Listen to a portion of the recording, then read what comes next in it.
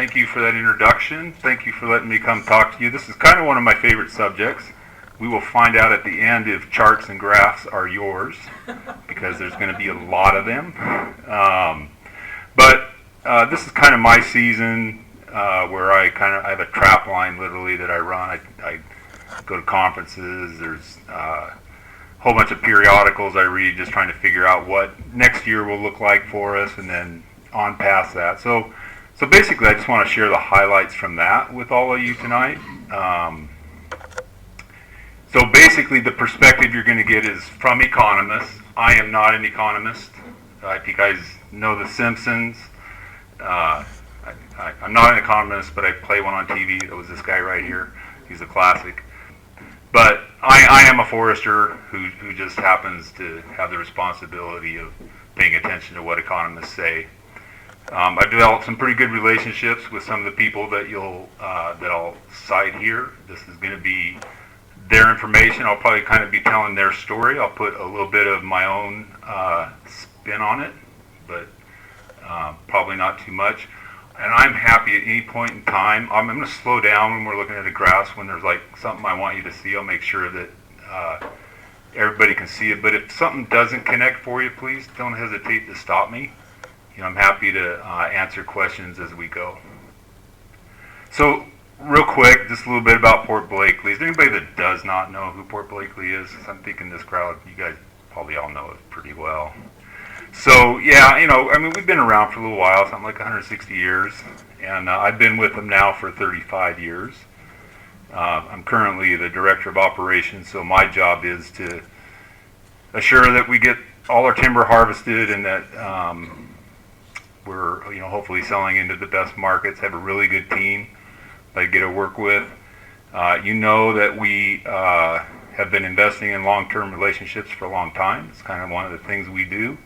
It's been probably a highlight of my career with the company. When I started with the company, I got assigned to a tree farm up in McCleary, and I had 100-year-old timber. I couldn't believe it, my luck. And I got to spend 14 years, and I still wasn't able to harvest it all. But those premium forest products then got into my blood. We're real big on habitat enhancement. We have a number of conservation agreements, safe harbor agreements. We're trying to protect ourselves in the long term by making deals now, and sometimes we give up a little, but in our experience we end up kind of winning because rules tend to creep along, as you guys have probably seen in your tenure in the timber business. But also just enhancing habitat. It's really actually kind of fun. Not as fun as logging, but it's fun. And then, but something new for us, we do provide and can provide timber harvest services. You guys are all kind of pros, but if you know somebody that might need some help, please consider us. If you're going to do a timber sale, please consider us. Or if somebody just wants some help with timber sales. Wasn't something we were able to do in the past, but we have some new leadership and a really good team that can handle more. So I've thrown them under the bus and said, let's go get timber sales. But that's Port Blakely.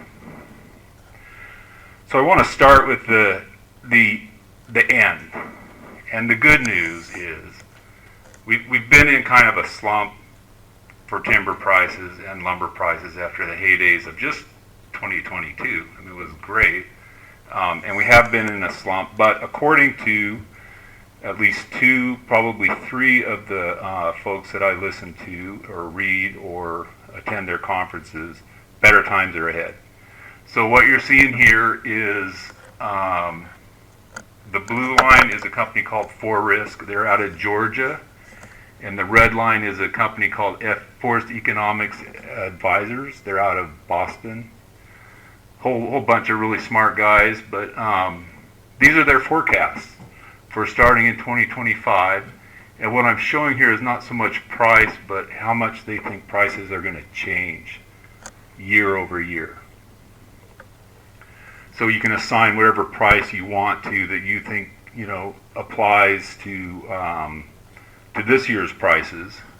But so in 2025, the red line, FEA, is saying that they're looking for a 2% improvement next year, and then it gets real interesting in 2026. We'll get into some of the reasons for that a little bit later. Still stays high at 12%, even though that line's going down. So there's through 2028, they're pretty optimistic. And we'll talk about some of those reasons for that. And then Forestry, this is a smaller company out of Georgia. They're a little bit more bullish on next year. These are Washington Doug fir #2 sawlog prices. So they're feeling like next year, we could see a 7% improvement over this year. But then they're not so keen to get too excited with the following years after that. And so basically their prices stay much tamer than FEA's prices. I personally don't know which one to go with just yet, but we'll keep talking about this and see what we can land on. Chris, can you Yes. say what are the year gaps? Oh yes, so these are that's 2025, and then 26 right there, 17 and 2%. 2027, Forest sees 4% improvement. FEA says at 12%. And then here in 2028, which is what you're going to see is kind of like the end of a cycle. And most folks start giving up around 28, 29, that we'll have another downturn in the markets. But did that help? Okay, thanks for asking. So why are folks, these guys that just spend their lives thinking about how the world's going to look in the future, why are they so excited? Basically, the big picture is that we don't have enough houses. You've probably heard that before. We're underbuilt like crazy. I think these guys say so this is 2010 right here, when we had the global financial crisis. We were overbuilding. But ever since, we've been underbuilding. And the total accumulated underbuilt houses, according to these guys, this is resource-wise. I think they're out of Boston, too. They're saying we're 3.2 million houses short of what we need. FEA, I want to say we're saying we're about 5 million houses short. So we've got more people need houses than we have houses, so that's the driver to why they call it an underlying demand for housing, and that's what's supposed to help us get out of kind of this low cycle that we're in right now. Okay, now we're getting real squiggly here. So inflation was the big deal, right? We all kind of experienced that when a hamburger went from $2 to $18 overnight. And so we've all heard about it, and I know you guys know this, but that inflation is coming down, and it's projected to continue down. The red line this is FEA's data. Red line is the history, so we've been up and down, and here's where it got real crazy, kind of post-COVID and all that, and then it's been coming down sharply. And so there's actually two lines under that kind of yellow right there where it says 2.6%. There's a consensus, so that's a whole bunch of people and what they think inflation is going to do. And then there's a green line under that, which is what FEA is forecasting. So ideally, you guys know the Fed wants to get us to like 2% inflation. That's considered healthy. And it sure looks like we're going to get close and even bounce off that line somewhere like next year sometime if things go right, which is always a caveat. The future is great, your plans are great until it actually meets the future. So inflation is supposed to get in check, and that will drive interest rates. So the Fed has already started lowering interest rates. People need to be able to borrow money to buy a home. Pretty simple. Builders need to be able to borrow money to build a home. All the costs from inflation are still really high, so that inflation, the higher it is, even like tenths of points, can really make things unaffordable. The house today, what was your first house? Mine was like $35,000. I don't think that pours the driveway slab for you anymore. So, so that, those 500, 600, $300,000 homes times that interest rates can really get at folks. So as interest rates come down, that's the big hope for the industry. And what FEA here is saying is this is time. So this is way back to 1990. These gray bars are actually places where we had recessions, and you can kind of see where recessions kind of lead to interest rates coming down because the economy's gotten bad. The Fed's got to do something to bail the economy out. Here's COVID right here. Look, they just, interest was, these are the Fed rates, sitting a little bit above 2%. COVID hit, little recession hit. The big bet, and it was really kind of fun to watch, is whether the Fed could lower inflation, lower interest rates without sending us into a recession, which creates all sorts of other economic worries and gets people in finance kind of wrapped around the axle. For the last 2 years, I've been pretty much, they'll talk in percents of chances that there is that we can have a recession.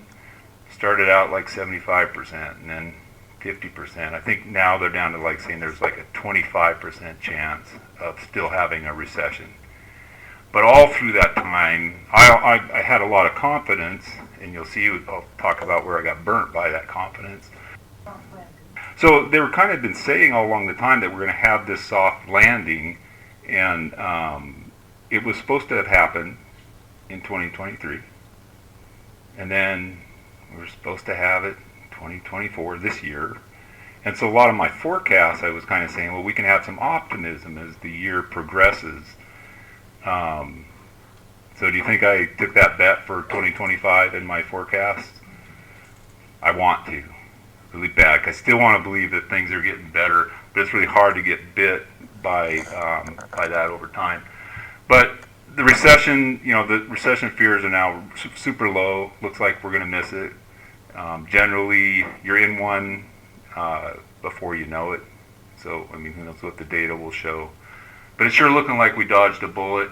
And then when you look at their interest rates, we're not going to get back to, the basic free money that we had back here right after the Great Recession. We're not going to get the free money after COVID. It's still going to cost us, just not as much as it has. When they show this little bump here, economists can't say anything's ever going to be consistent. It can't always be going down. It can't always be flat. It can't always be going up. So they're always going to throw a little bit of something into it. But what coincides with 2028 is a lot of forecasters kind of start giving up on this next upcycle that they think is coming, that come 29 and into 2030, that we'll see it kind of run its course.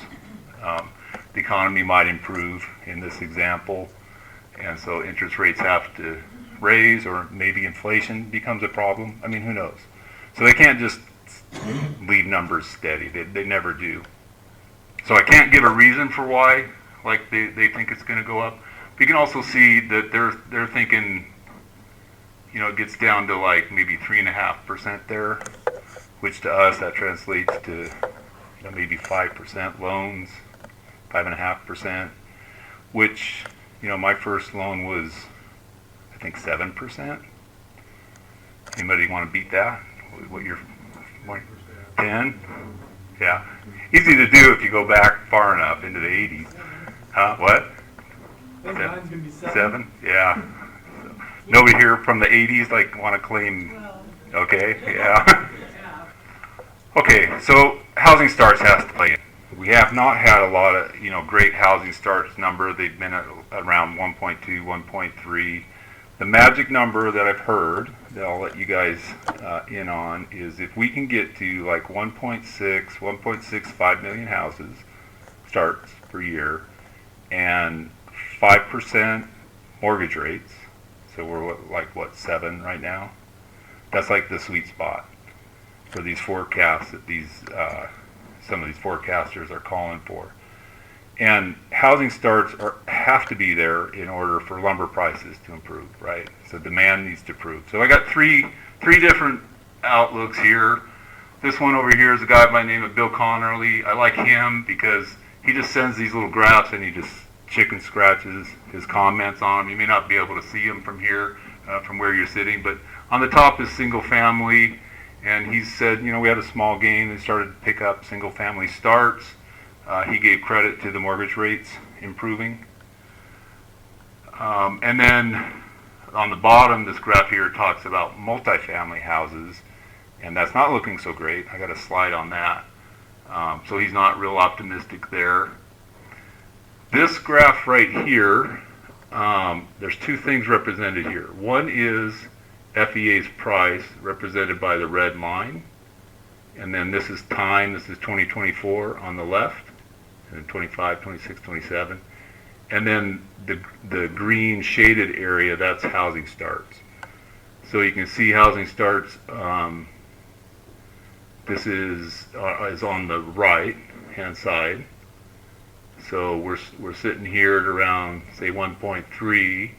They're looking to get to like 1.65 or something by 2028 as like the peak of this next cycle before it starts to slow. Still stays kind of healthy, 2029, 1.5, but it just will eventually start to soften on us. And so the theory is that more houses, more demand for lumber, so why would that equate to more for logs for us? So we'll get into that in just a second. But just here on the right, I guess I could have seen these earlier. So we're sitting in 2024, 1.38 million, 2028 getting another like 300,000 houses a year. And that's what's supposed to help lumber prices break out, which will help us as timber owners break out a little bit. So log demand is going to be less than it has been in the past. So the past being when we came out of, all the upcycle of COVID, everybody wanted a mother-in-law apartment or an office. We were all building decks, just all that crazy stuff that was going on. So we're not, at least according to FEA, we're not going to get back to that level. You can kind of see here's the peak 2021, and we just start climbing off. And again, they're saying 2024, this is 2024 number, this is 2025, still like the same place. So again, you're going to see this theme start to develop as to why next year, we're not going to see like a big increase. And then it improves a little bit in 26, but you see we're still not getting back to these levels even back in here, at least according to them. Part of that is the capacity that we have, and I got a slide on that. Okay, so there has been a lot of changing in milling capacity. This is some data from Forestry. I guess what I'd call your attention to here, two things. One is on top is the South. You see the big bar. They've had a lot of gains or losses are the blue on the left. Gains are the green on the right. And so the South has been going crazy. Look what has happened to West Canada. Our brothers and sisters up in BC, they're just taking a beating. A lot of land is getting locked up. Rights are changing and things. There's just a lot of downside pressures on what they can crank out, and so mills have been closing like crazy.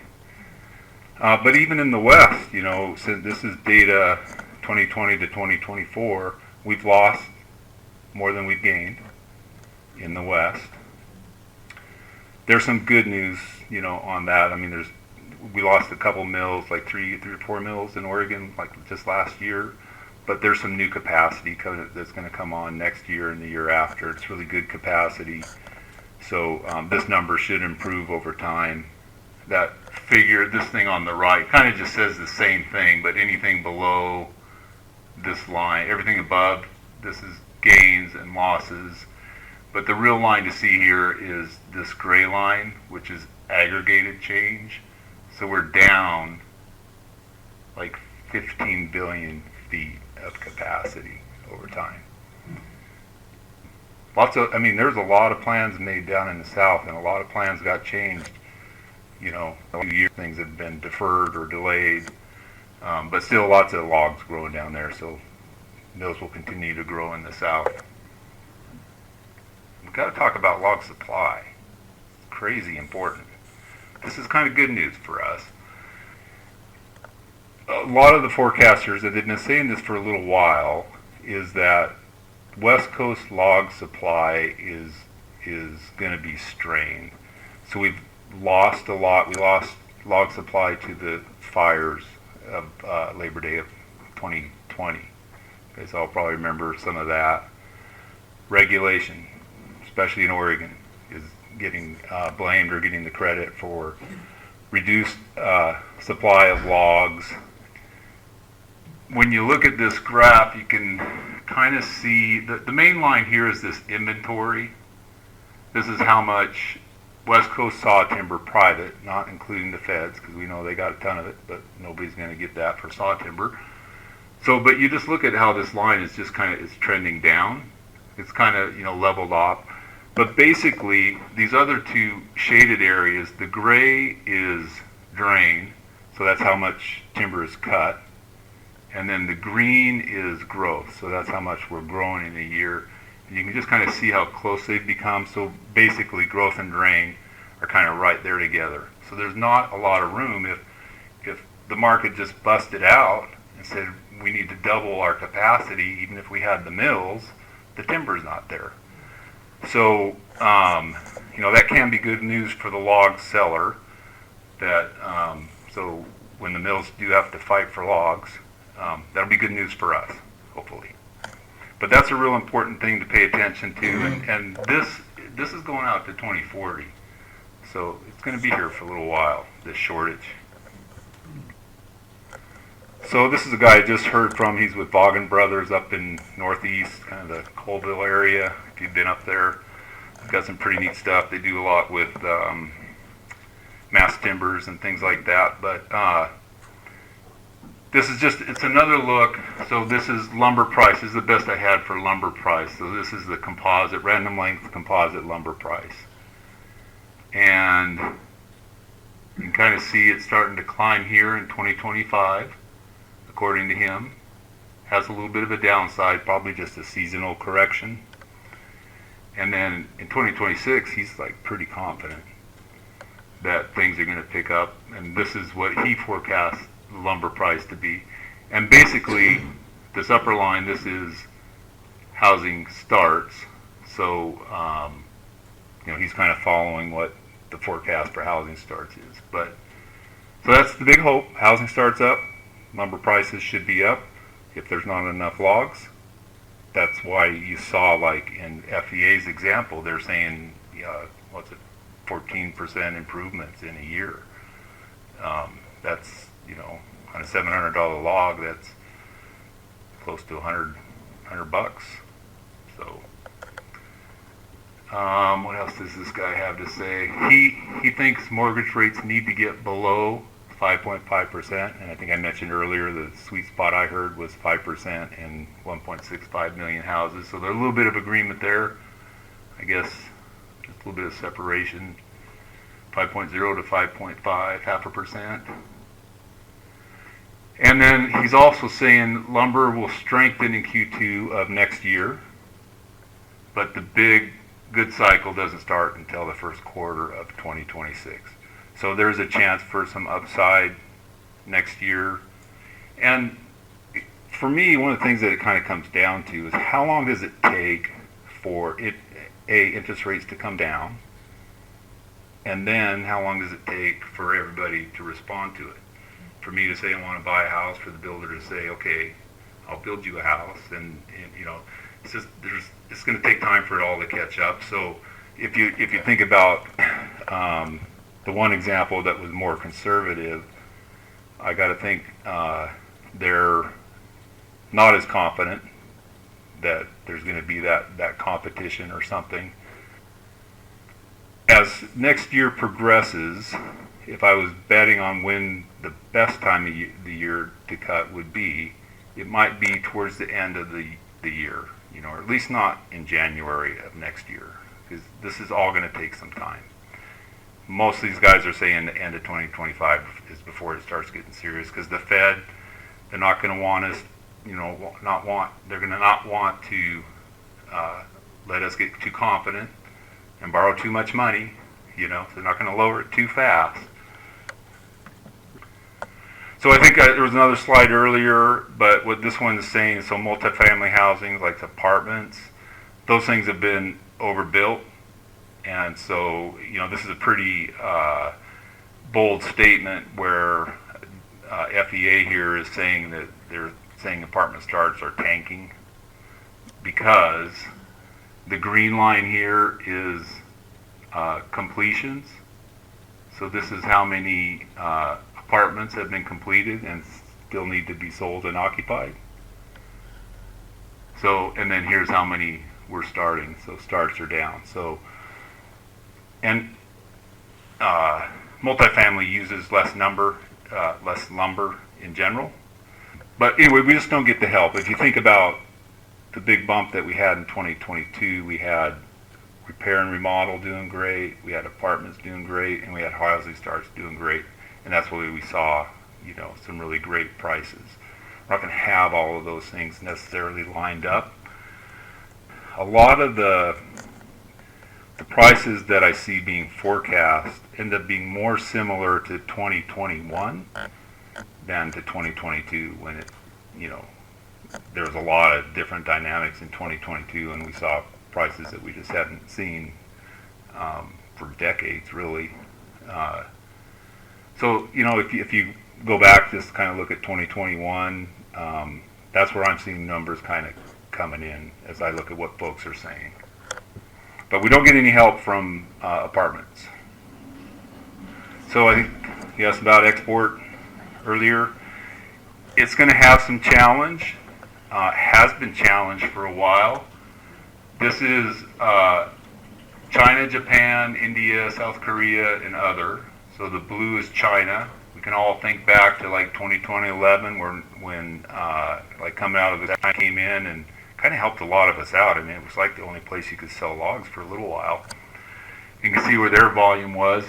And then this green line, that's Japan. But you can just see how, the bars are all going down. The cumulative bar is down for offshore log trade. As time goes on, this trend line has just been coming down, down, down. This is 2023. You can see where China is just really, it's really come off and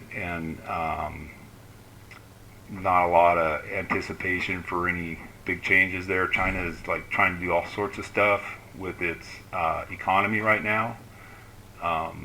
They're rolling out all sorts of different initiatives.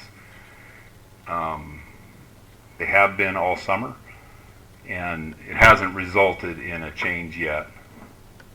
And then Japan, so this, we've just been coming down, and there's going to be a real interesting slide a little bit later, but so it's come off.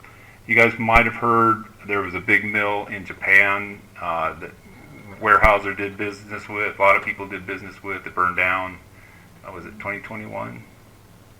Well, anyway, that was a big mill. It took a lot of production, so that's off, and we don't have that demand. Plus, Japan's housing starts are real sluggish, and I got a slide that's going to explain that in a few minutes. I can, the forest guys, they're a little bit more bullish on Japan and export, but on this case, I got to side with the FEA perspective. I think in that it's going to take a little while. I mean, that mill needs to get rebuilt, and that won't come until 2027. That's what we're being told. So that's still 2 good solid years away. And then their economy just needs to pick up so they can get more housing starts. And maybe as the whole global economy raises, they'll get a win out of that. So more things about export challenges, and this is what's really kind of fun to see. So this is just China on the left. This is their construction. Here's the line to look at. This is 2024, this year. See how low it is on this graph? This is back in early of the 2010s when it was going great. So you can just kind of see the difference there. And they built a lot of, I mean, you might have seen the Ghost City pictures way back in the day, and they kept going. It was just amazing. It was still a heyday, and but it caught up to them. So, and then this chart on the left, this just talks, this again shows Japanese housing starts, and you can see it's just trending down. Look at the bars here in this instance. Red is non-wood houses, the kind of brown is wood houses. So this blue line is the share of wood being used in Japanese housing. So really cool to see back in 29 or so, the big jump, and we got up to this 55%. But I'm careful to note that it kind of started to tick down a little bit in recent years. So, but there's a slide, and it's all about age in Japan, and we'll get there in a second. But so that market is constricting. It's expected to Japan's demand is expected to continue to constrict, which is what's going to make our U.S. domestic mills all that much more important. But there's a lot of good things going on in that require that same quality of log that Japan likes, especially in engineered products. So for glulam, the glulam plants need machine stress rated lumber to like get the points that they can to say how strong a piece of wood is so that it can span a certain distance. And we're seeing some really neat growth out of like Roseboro. There's another company that's starting up doing glulams and pretty high production. So some really good investments here on the West Coast. Might mean getting logs to Oregon, but you know, that's just trucking. And when the math works, it works. But this is a fun slide for me because it just kind of talks about age and housing demand from a number of different perspectives. So you've probably seen this before, but Japan's working age population is in a sharp decline. And that's why Japan's housing demand continues to fall, is they just have fewer and fewer people.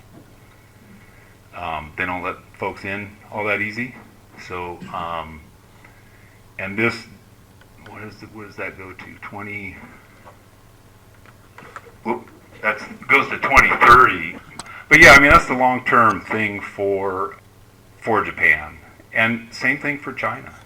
And quite frankly, I've seen similar data from Mexico. I mean, everybody's just getting older. We're not having as many kids. And and the United States probably could see something similar, but not probably as steep as that.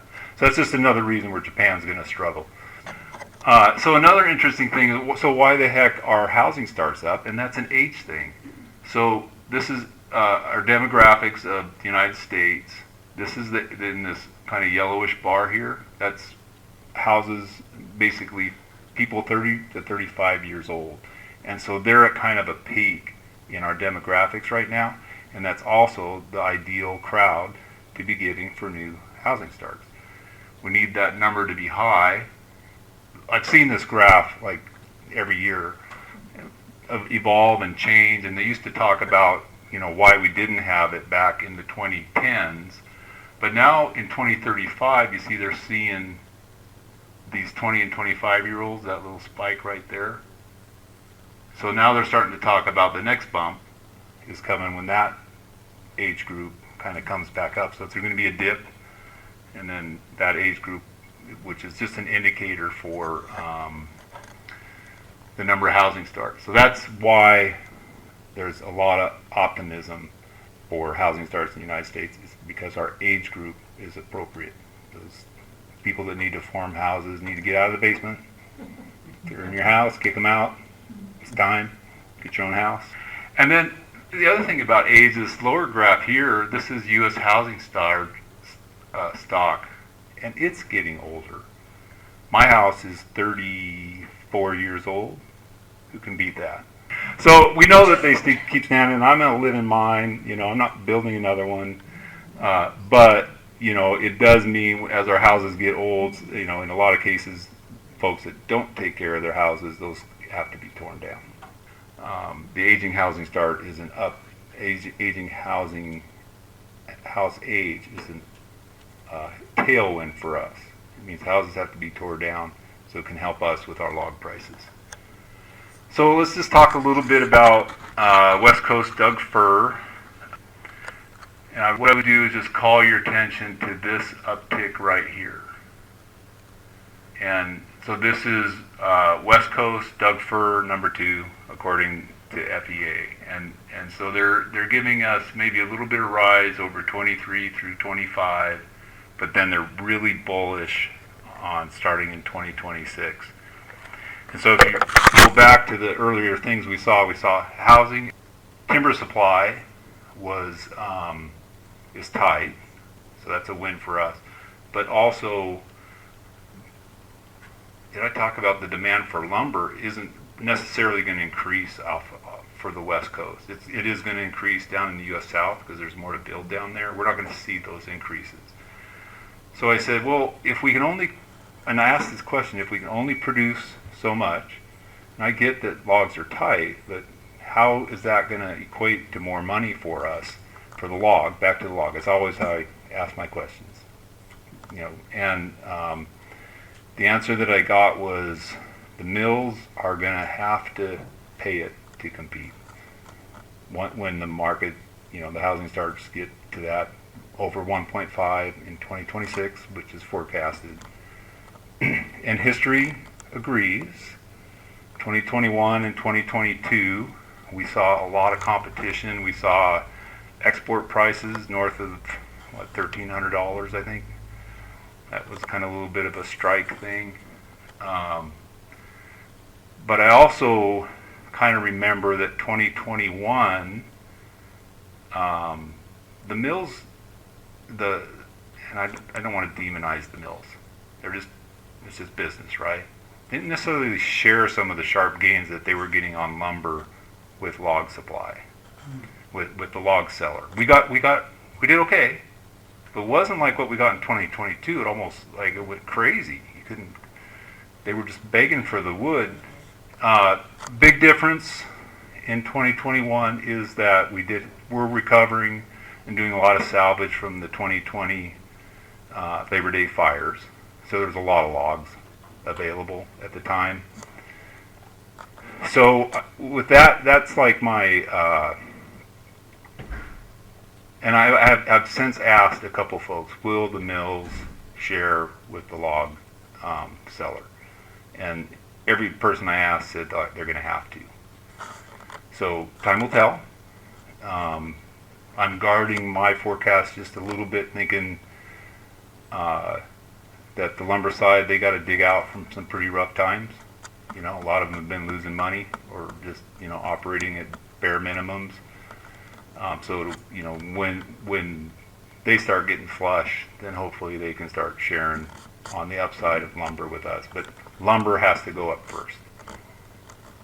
And, again, watch for it in 2026.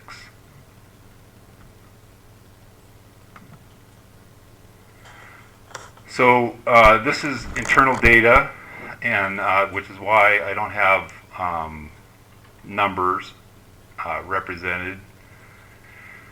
There's if you grow an older tree, there's a premium in the markets. There's two places that premium comes from. It either comes from overseas / Japan, or it comes from our domestic markets. And so we've kind of just started since 2019. We kind of got off the export is everything kind of bandwagon and started looking harder at the domestic markets. You guys all probably have had experience with poles. I mean, that whole market just changed for us kind of in that 2019 period. Poles got real popular. So what this graph is showing is back in 2019, the premium for export from just U.S. markets, so poles, peelers, plywood, the glulam folks, they had a higher premium over just your run-of-the-mill commodity log that might go to just a dimension mill or to a stud mill. Okay, was better than the Japanese market. Then along came 21 and 22. 22 was interesting because Weyerhaeuser, you might recall the strike, had some labor issues to deal with, and that created quite a frenzy to make sure that they were going to get logs for Japan. So in that time, the Japanese market became better premium. So if you just go up this side of this graph, this is percent of premium. The export premium outpaced the domestic premium in 2022. But things have come right back to where it was before, where the U.S. market. So I can't say enough about polls, and cozy up to those folks, because it's really cool to see it stay domestic, but they pay really good prices. That's a big part of it. But we've had some pretty good luck, especially in Oregon, with plywood plants that are working with engineered plywood, not just your run-of-the-mill shop type stuff. They need a better log for those who are able to be patient and let their trees grow longer. The one challenge there is, and not shown at all in this graph, is just the scale. So poles, we can't get the volume that they can buy. You can't get to 300 million feet that Japan wants. That'd be a real challenge. It'd be nice if it could. So it's a market that should stay pretty competitive, but it can't solve our problems. We need, and it's going to remain important for premiums for us to get, make that cut, that to get that pole you were talking about, Brian, to maximize the return from our timber. Both of those, both Japan and our U.S. domestic high quality markets are valuable. And I guess the point of my slide here is play them all. Just stay friends with everybody. And we have a great business, because we can not sell to somebody and still be their friend. I know you've noticed the 2020 fires down in Oregon made a mess. I can't quote the numbers everybody had, but we had a bunch of timber burn. And two things could have happened. One is we could have cut each other's throat. We could have, stolen loggers and trucks and cornered markets and yada yada. Nobody did that. It was tight, but somehow it wasn't like there was collusion or anything. It just all worked out because I think this business understood the problem, and we showed some grace to like another outfit that maybe they needed trucks for a couple days. We didn't have the production. Yeah, go help them, and that favor was returned to us. So our business is really cool. That's my plug there. So anyway, short story is that to win on the premiums, to get that premium, play domestic and export markets. So this slide here is just all about pulp. You guys probably, if you've been trying to sell pulp in the last year, it's a struggle. In the long term, it's going to be tough for pulp. One comment I heard up in Vancouver, Canada this spring was U.S. pulp plants are too old and too small. So basically to compete with China, wherever else they're making pulp, we have our environmental regulations, so to put in a new pulp plant, good luck with that.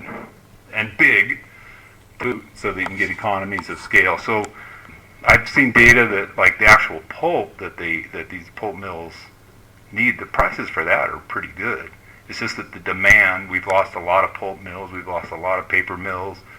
It just seemed like for a while, every month, Tacoma, we're losing somebody that was using pulp, and that's not coming back either in any of the data that we see. But I'm an optimist. This will just be something for us all to kind of pay attention to as time goes along.